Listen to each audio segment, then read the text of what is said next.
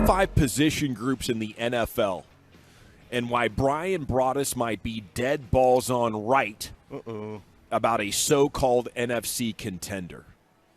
There is something that's not ideal for the Cowboys about this list. Tell me if you can pick it up as I make my way through it, gentlemen. You got your marching orders? Now, do you know what I'm talking about with a so-called NFC contender that Brian might be dead balls on right about? Is it the Detroit Lions? It is the Detroit Lions as we go to Bucky Brooks, NFL.com, top 5 position groups. It scares me a little bit. Oh, because it's Bucky? You should be scared. It's Bucky. Why is Bucky scary? I love Bucky. You know it's going to be accurate. It's good journalism. What was that, Sometimes. Top 5 position groups in the NFL posted on NFL.com. Number 1 on this list is in division. What do you think it would be? Eagles, O-line. Or maybe D-line. It's actually the defensive front. Racked up the 3rd most sacks in a single season in NFL history with 70. Defensive tackle Jalen Carter and Nolan Smith were added in the 1st round. 2nd consecutive national championship draft out of the Georgia Bulldogs. You already have a number of guys. Gosh, that's scary. Reddick, Graham, tough players. Jordan Davis, difference-making type of run-stopping defensive tackle. Number 2 on the list, the Cincinnati Bengals. And what group would you be looking at with the Bengals? Wide receivers. Probably the wide receivers for sure. Indeed. The trio of Jamar Chase, T. Higgins, and Tyler Boyd, Joe Burrow's targets. Number 3 on the list is a Cowboys 2023 opponent and a 2-time Super Bowl contender against those Cincinnati Bengals. Would be? Against the Bengals, 2-time the Rams? The Niners? The Niners, that is right. Yeah. Played the Bengals 80s. in Super Bowl 16 and maybe 23 or something like that. So if it's the It is Niners. what group do you think it is? Linebacker? Yeah, Linebackers, yes. Okay, nice. Fred Warner Warner's a and Dre beast. Greenlaw make up the best linebacker group in the entire It's NFL. hard to argue that. Oh, yeah, it's impossible to argue that. Second best position group in the NFL. We go to Detroit. What group is it for the Lions? Running back? Nah, I think it's gosh. They could probably say the secondary. Oh, they did add to this, and they drafted Brian Kuda. Branch. Yeah, Branch. corners. Oh, Kuda they traded. But They're they going- they that's signed right. like Cam Sutton. They signed a But few guys. They son of a gun. I don't know what it would be for Detroit. It's not the secondary? Offensive line's getting better there. They're actually going at the offensive line of Taylor Deckard, Penei Sewell, Frank Ragnow. That trio right there ranks up there with some of the best trios in the NFL. That's tough to give it over Philadelphia's. Dang. But still, it's a damn good offensive It is a line. damn good offensive line. And maybe something that people are overlooking just a little bit. And number 5 on the list, we're going to stay in the AFC, and we go to a team that Chief knows well. Eric Miami. Giafalo, The Dolphins. the Miami Our Dolphins. Miami Dolphins correspondent. What position group is it? What is their position I group? mean, is it the secondary? It is the secondary. Okay. And specifically the corners of Jalen Ramsey and Xavier Howard are going to be a nightmare. That is sexy. Now, to my knowledge here, gentlemen, we have something in common with all these teams when it comes to the Cowboys, and that is the fact that 4 out of the 5 are Cowboys opponents coming up for the 2023 season. So quite a few elite units there on that schedule, and some better quarterbacks than previous years. Do we feel like the Cowboys have? Where do the Cowboys have an elite unit? What's the number 1 spot on the Cowboys if you're going unit by unit Cowboy power rankings? What's their top dog? Pass rush? Just front 7? Front 7 would be up there. I mean, with the addition of Stephon Gilmore, I think the secondary should be looked at as pretty damn Talk about good. Diggs, Gilmore, And in the the safeties. safeties. Yeah. The secondary. Curse, Bland, who came Wilson. on. Curtis Dorrance, Wilson. Tank, Micah, and then what's his Armstrong? name? Yeah, Williams, yeah, Sam Williams. Yeah, Sam Williams, the second-round pick from last year. He's dang good. I think what the Lions are doing is quite interesting, though, if they do, in fact, have an offensive line that plays that well. Going physical, they're going to try to tackle. They're going to try to, maybe not as quite. Yeah, they're not as quite emphasizing. And what's interesting is their head coach, Man Campbell. I don't think anybody would think of him at the top of your head when it comes to team builders. But their GM, Holmes, comes from the Rams. He worked under Jeff Fisher for like a decade, and then he's been working under Brian's guy Les Snead and Sean McVay.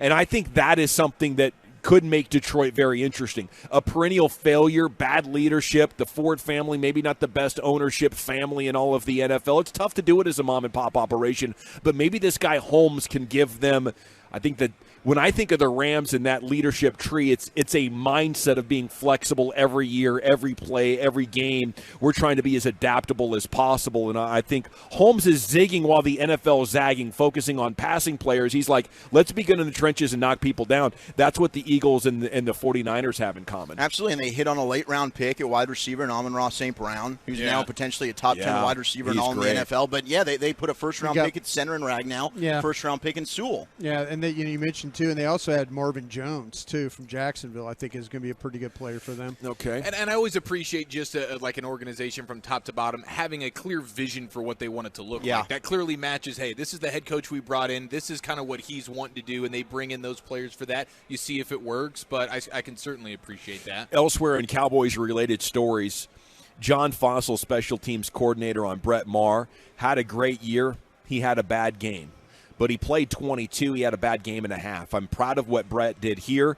If he gets a shot here or somewhere else, I'm sure he'll perform well. Does that sound like he's closing the door on the idea of Brett Maher? You have Tristan Vizcaino and nobody else right now at kicker for this football team. I don't know how you go back. I really don't know. I mean, to me, that's all those kicks that were, it just every week it just got more and more difficult to watch him. You got to the point where you're like, he's not going to make this 30, 35 yards, 38. He's not going to make this. I don't know how. The crazy thing is he missed all the short ones, which told me it's mental. Yeah. I think there's something weird going on, and I would just have a hard time trusting that ever again. The problem that I had with that whole situation was the snapper Overton. There was some times. That's right. You were telling us about that. There were some times, like when you were watching the All-22, where they were having to smother the ball to get it, it up. The ball wasn't threw off his timing, maybe got in his head a little bit. Yeah, a little bit. And so to me, I don't think you blame it all on him. But Overton, I don't think, was perfect by any means as a snapper. All righty, it is the GBag Nation here on 105.3 The Fan. Appreciate everybody coming in on the truckwreck.com fan text, 877-881-1053. If you have questions, if you have feedback on any of these Cowboys stories, you got former Cowboy scout Brian Broaddus right here, Emmy Award winner, and the number one influencer across Cowboy social media. He's standing by at service for the GBag Nation. Story today on the Memphis commercial appeal on Tony Pollard. The role player turned NFL superstar is the story back home, right? Not only did he play at Memphis, but he's from Memphis. Despite Pollard's Pro Bowl season with the Cowboys, these three things all remain true today. He was considered the 1,820th recruit in the country by 247 Sports coming out of Melrose High School, had just two offers, Memphis and Austin, PA. How do you think that happens, Brian? Wrong position? Nah, I tell you what, though, sometimes though you get those early lists and guys aren't, they haven't seen these players, so they're trusting some other scouts that, hey, you don't need to go to that school, don't need to see this kid play. Yeah, I mean, there's guys that fall through the cracks all the time just because he's not on an initial list. Yeah. But, man, I'll tell you what, though, once he started playing collegiately, everybody's like, damn, we missed that one. Look at that guy. Bad. There's some guys that grow, too, a lot. Like they're 18 years old, you think they're full height, and then next thing you know, they're 6'4". They develop, too, along the way. And they get stronger. Yeah. One of my best friends in high school, this guy, I was outlifting him. And I would crush him, right? Every sport, every weight. When he hit like 19 and 20, guy starts eating like a horse, grows like 3 inches. The next thing I know, he's like standing 6'4", 230. Damn. And he barely worked out to get there. Yeah. I'm like, what the crap just happened? That's crazy. Then he starts doing steroids. Yeah. And I'm like, good Lord, bro. He was like 270, just a Hulk. And I'm like, what happened to this guy, 17, 18 years old? And it was just the late growth type of deal. I don't think that's what happened to Tony Pollard, by the way. But as Brian, clarified, 2,000 recruits, guys slip through. You do, and you're at the mercy of people that initially go in, or a coach that says, you don't need to look at my guys. And then, really? Yeah, and then all of a sudden you circle back and like, wait a minute, coach, you told me not to look at your guys, and now you're like you've missed on a guy. Now I don't trust you. Now I'm going to come look at all your guys. Yeah. Pollard never led Memphis in rushing over 40 college games and did so 10 times for the Cowboys just last season. Never led Memphis in rushing 40 games. He broke 100 yards just once in college. That was his final game when Henderson, who was drafted higher, opted out of the Birmingham Bowl, and the Tigers lost to Wake Forest.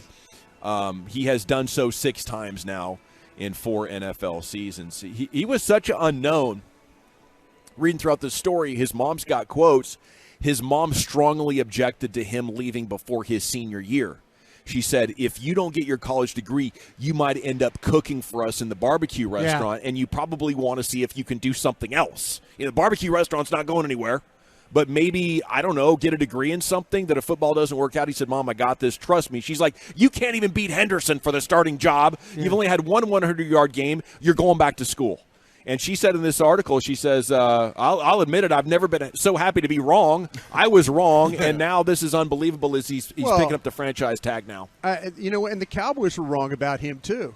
They did not get him involved fast enough. No, you're right about that. And let's see if that's on the guy that just went out in L.A. now as the coordinator. That might be the way that he saw the player. There's just something about when he gets in the game. Yeah, it's different. Yeah, it's a different speed. Well, you're paying him $10 million this year, so he's clearly your RB1. And hopefully they don't do the same thing to Deuce. Yeah, I'm praying they don't do the same thing to Deuce. Has anybody else stopped and thought about how amazing it is, like with what's going on with Eckler and all these running backs, that he's not holding out at all? He's like, cool, $9 million to be a running back for 1 year. Tag sounds great. This can get sideways, and if that had gotten sideways or still would, the Cowboys would be in a very interesting place, depending on Deuce Vaughn to give you that juice. You make a good point, but you're right. I think it was just seeing like the rest of the running back market. Now nobody got more than 8. All of a sudden, hey, $10 million here sounds pretty damn good. No, you're right about that.